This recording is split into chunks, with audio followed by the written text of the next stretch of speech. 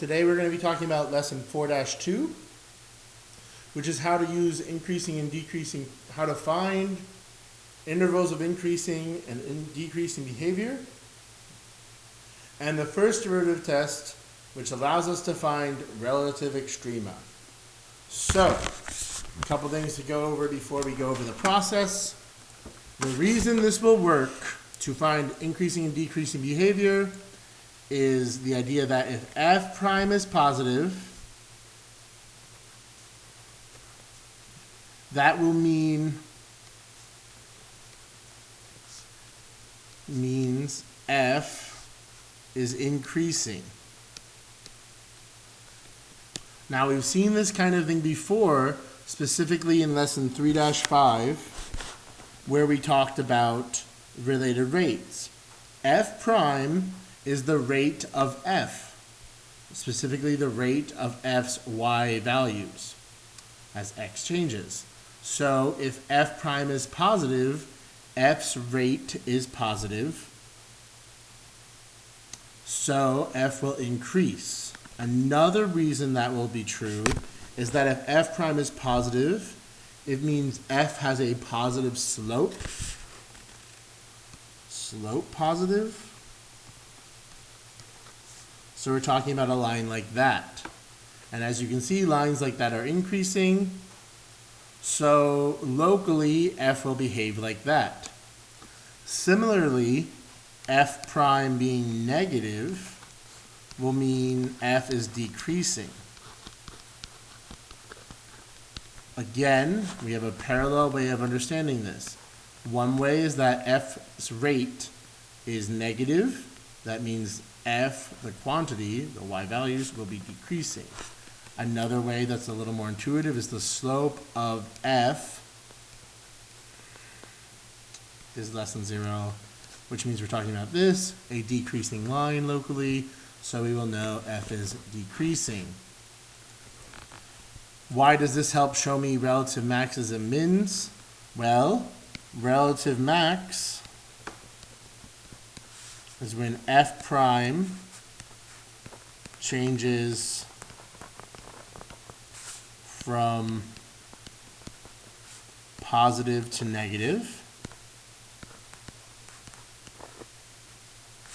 Also when f changes from increasing to decreasing. If f goes from positive to negative, we see we have a peak. One last thing. Now I'm going to shrink the directions. Oops. A relative min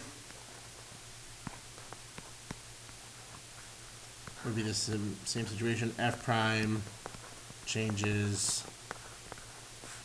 from negative to positive, valley type shape. So that means f changes from decreasing to increasing. Now, that's all well and good. That's just laying the foundation.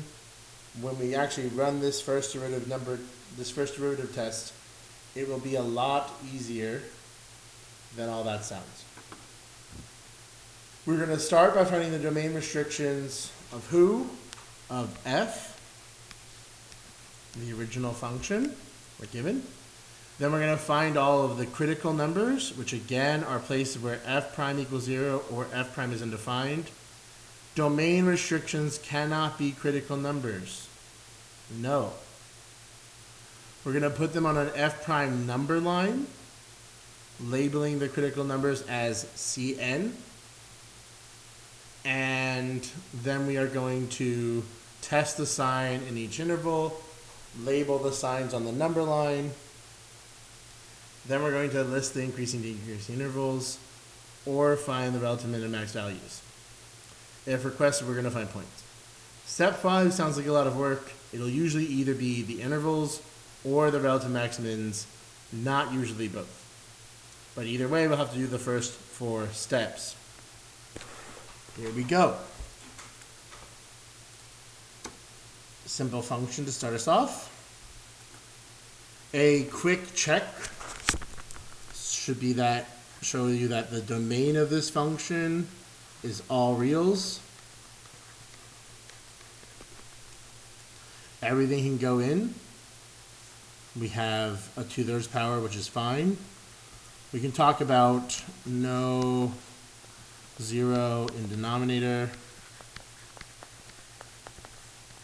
or negative in even root. For now, that'll be the most common problem. This guy doesn't have any of those. F prime of x will bring the 2/3 power down. We'll keep the inside exactly the same. We'll subtract 1 from that power, obtaining negative 1/3. Then we want to remember to hook on the derivative of the inside, which is 2x.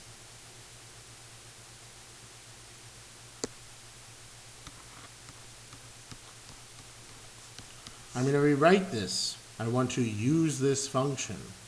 So we're going to rewrite it calmly. 2x times 2 in the numerator will be 4x. This should be moving to the bottom, the denominator.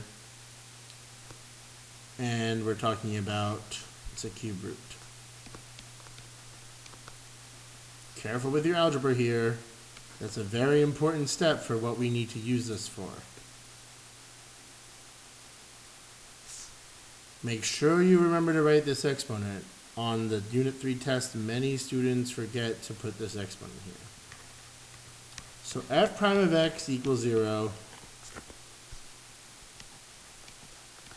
We would notice that f prime is a fraction, and that fractions are equal to 0 when their numerators are equal to 0. That'll only be true when x itself is actually equal to 0. F prime of x will be undefined when, well, fractions will often be undefined when their denominators are equal to 0. And careful when you're solving this, we should divide both sides by 3.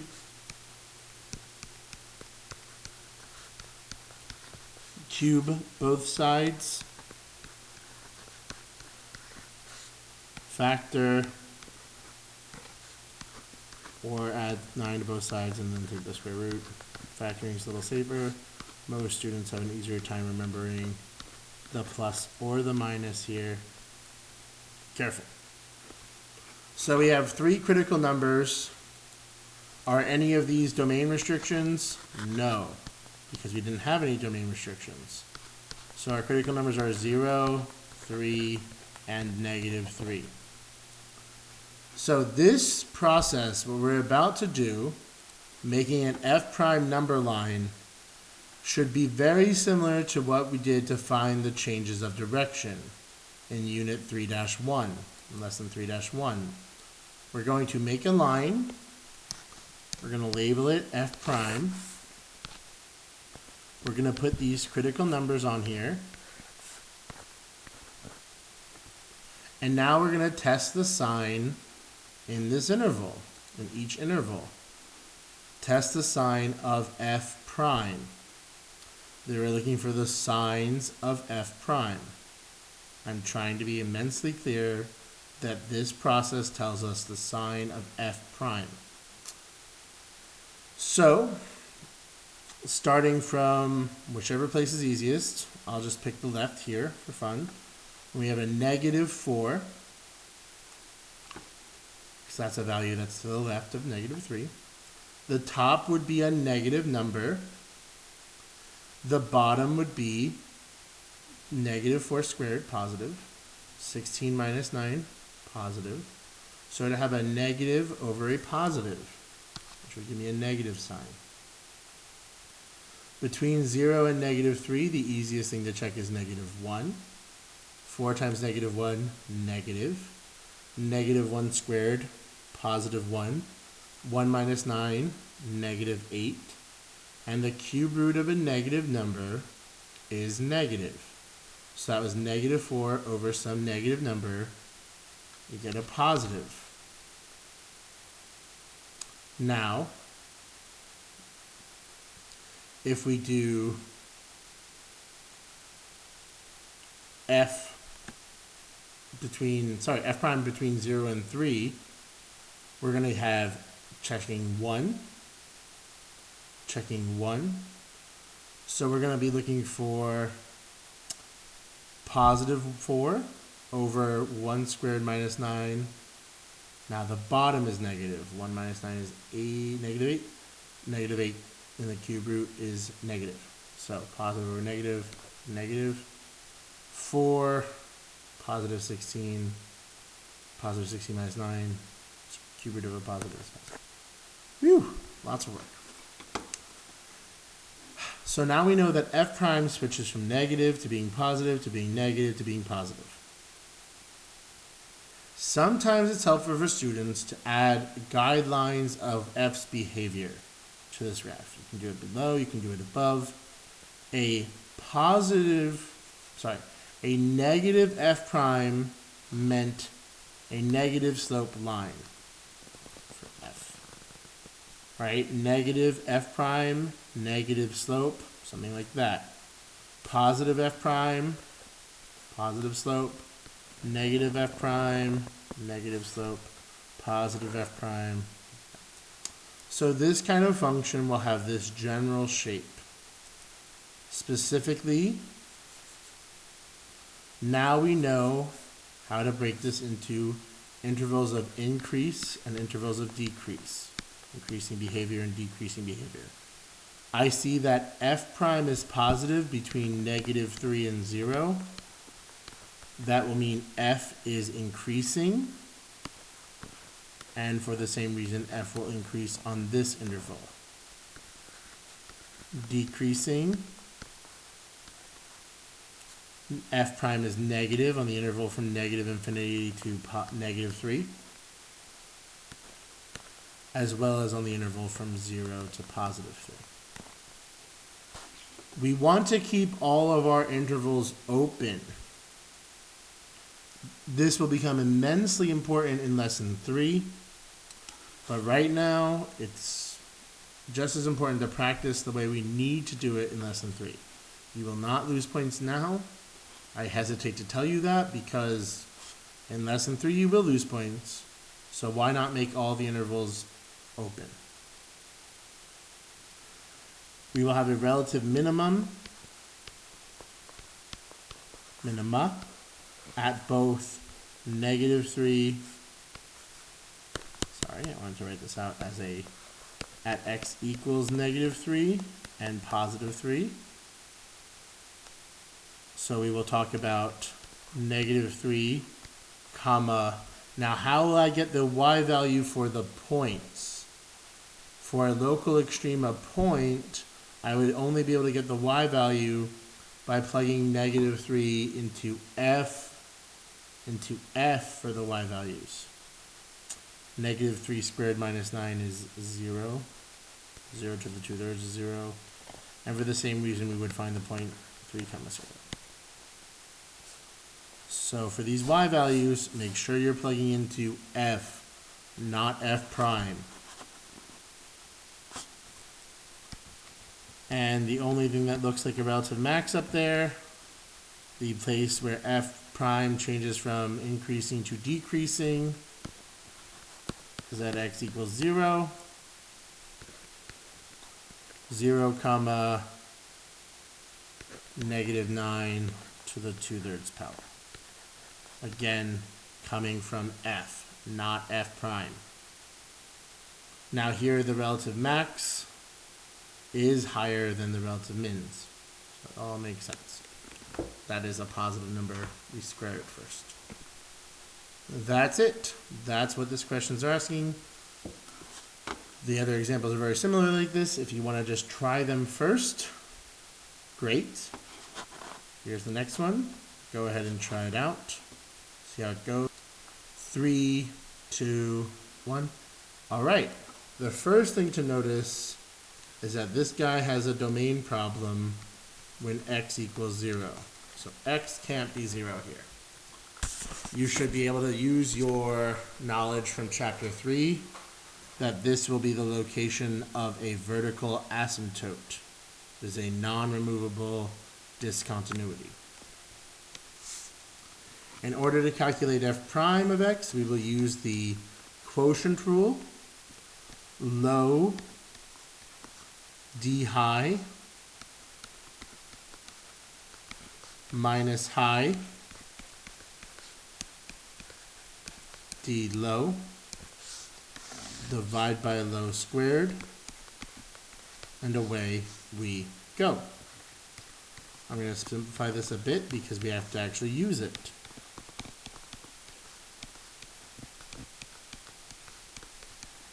Careful with distributing the 3 and the negative. I would recommend that most of you do not do it all at once. It's hard.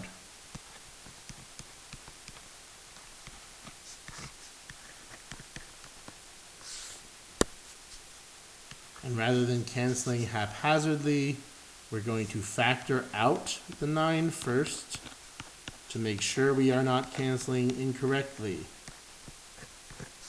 It's much safer than the sloppiness I've seen on tests. Once it's factored, then we can cancel, obtaining the nicest form of f prime possible. Okay? Really, this one's not that bad to use.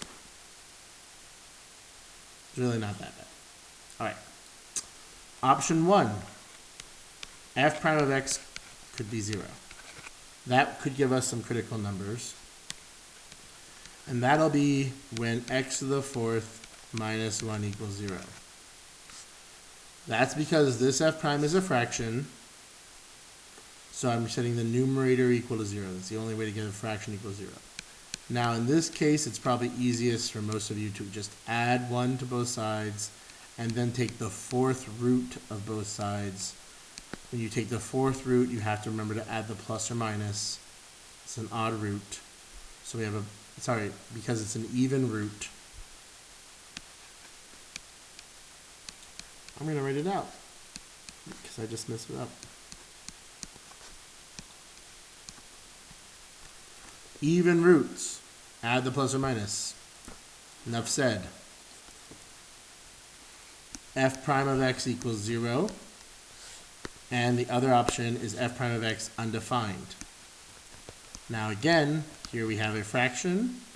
So that'll be undefined when the denominator equals 0, when the bottom is equal to 0. Square root of both sides, plus or minus 0 is just 0. So, our critical numbers, it looks like we should have x equals 0, 1, and negative 1.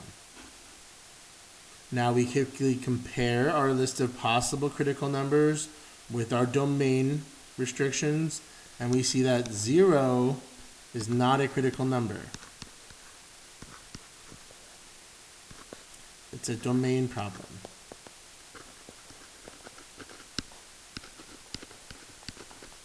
Okay, this will change what we do for our f prime number line slightly. We will still put negative 1 on here, 0 on here, and 1 on here. Notice again, it's very easy to forget. It says locate critical numbers and domain restrictions on the number line. But to notice that this is a domain restriction, to make sure we notice it and mentally process it, I will add an asymptote type wall here to show me clearly that this is a domain restriction and not a critical number. Again, we knew it was an asymptote over here. Now we're just going to go ahead and add our signs. Starting with -2, probably easiest to plug into here. You should notice that the bottom of f prime is always positive. So we're really just dividing whatever by a positive number. That'll make it mentally less taxing on you. -2 to the 14, -2 to the 4th power is 16. -1 is positive over positive, positive. -1/2 to the 4th power is 1/16. -1 is negative, negative over a positive. Positive 1/2 to the 4th is 16, 1/16. 1/16 minus 1, negative over 1, positive is negative. Notice that we did not switch signs here. A very beginner mistake is to assume it always works out like this, where the signs switch every single tick mark. The signs did not switch here. Be very careful that you do not make that mistake. Finally, trying in +2, 16 minus 1 positive over positive. Guidelines, I would draw up, positive slope, down, negative slope, with the break, down, negative slope, up, positive slope. That's very, very, very, very important. If you make it look continuous, you will mess up, especially in later units. So we're talking about intervals of increasing behavior, -infinity to -1, followed by 1 to infinity. Intervals of decrease, -1 to 0, and then 0 to 1. We will not say 0 is in both intervals. 0 cannot be in any of our intervals because 0 is a domain restriction of f. So it's not increasing, nor is it decreasing at 0. It's a very important point, and it's about to get a little more confusing in the next example. So please listen when I say 0 is not possible to be in this interval, in either interval. Full stop. Relative maxima at x equals -1, because f changes from increasing to decreasing at that point. So that'll be -1 comma, and I go into the original function, 4 over -3.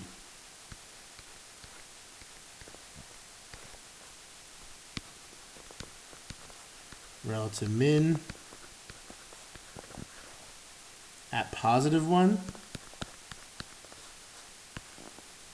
1 comma +4 over +3. And that's all we need to do. Notice this is not a point of relative max or min. F prime doesn't change signs. It's not a point on the graph. Now, some students become very enraged when they see that the relative max has a lower y value than the relative min. So we will allude to section 4-4. I'll quickly draw you the graph, just so you can see how powerful this technique will become. This graph looks something like we increase, then we decrease toward that asymptote, which will go ending back, and then we decrease, and then we increase. So that's how this relative max, min, ends up on top of this relative max. This relative min has a higher y value than this relative max. It's totally fine. It doesn't mean you did anything wrong. You should probably mentally check that you didn't do anything wrong if you see something unintuitive. But it's even possible when the function is totally continuous for a relative min to end up higher than a relative max. this valley is higher than that peak. It happens. These are possibilities. Careful. Did you get this problem right? Good. Did you get this problem wrong? Come get help. Getting things wrong is a learning experience. It's a key part of all of mathematics. All right, try this one out. 3, 2, 1. I'm assuming you try this out. The domain of this function is all reals. It's a nice polynomial. It has no issues. F prime of x, 3x squared minus 6x plus 3. Should be that easy to take a derivative at this point. Set it equal to 0. 3x squared minus 6x plus 3 equals 0. Factor out of 3.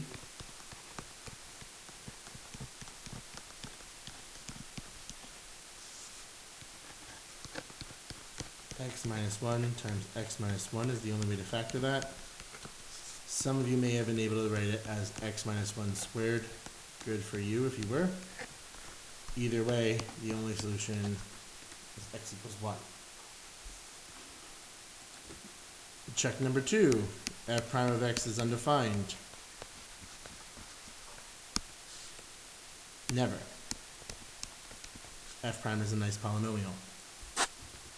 So my critical numbers are only x equals 1. It is possible that you will have no critical numbers for some functions. That is a very big possibility. It's possible we just have one. It's possible we have several. This guy has one. It's okay. That's just natural. That's just who he is. F prime x equals 1. Now we're going to test the values on either side. When we're testing the values at 0, it's possible to even use the unfactored version of f prime. It's not any easier or any harder. We get a positive answer. Most of the time we'll be using the factor version. Positive times a positive times a positive when x is 0. This version is the easiest. Both are always positive. Hint. When x equals 2, much harder to plug into the unfactored version. Let's try this one. Positive times positive times positive. Good. 3 times 2 minus 1 times 2 minus 1. Again, this factored version gives it away, quite frankly. We have a positive 3 times a positive, or at least non-negative, factored expression.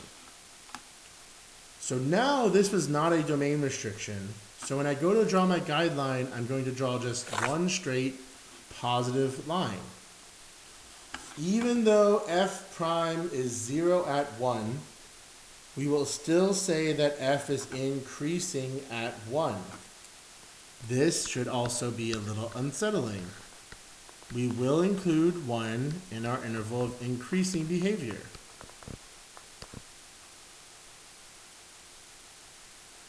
Because 1 is in the domain and f is increasing before 1 and after 1. I will draw the picture in a moment because this is easy to write. Never. We will never be decreasing. And because there's no decreasing behavior, there's no place where f can possibly change from decreasing to increasing, nor is there a place where f could change from increasing to decreasing. Or decreasing to increasing. I don't know which one I said. So there's just no relative max, and there's no relative mins. So what could this function look like? Well, you might already be thinking, well, I guess it was cubic, and some cubic functions, not all of them, some cubic functions look like this. Oh, it does go through the origin.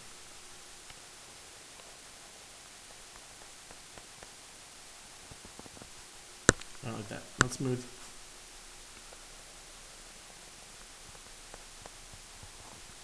Something like that.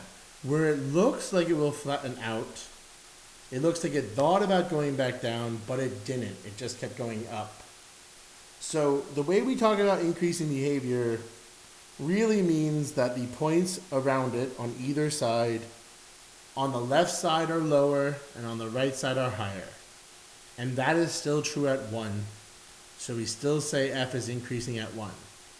Because the points on the left side are lower and the points on the right side are higher. So example 3 is an example of a strictly monotonic function. Monotonic is Greek for one tone, monotone, means we're strictly increasing or strictly decreasing. Always increasing, always decreasing. Example 3 illustrates an important point. Not every critical number produces a relative max or min. Some students assume 1 has to be a relative max or min because it was a critical number. No. 1 is not a relative max, 1 is not a relative min. And then even though the slope at 1 is 0, the function is always increasing.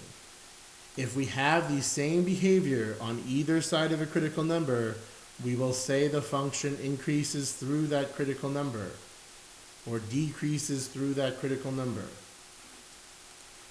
This was not a critical number. 0 was a domain restriction here.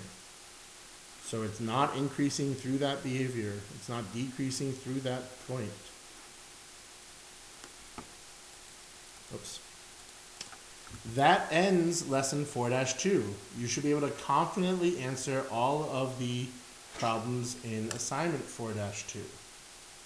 Good luck. Ask me any questions. And you have a good one, day or night. Bye for now.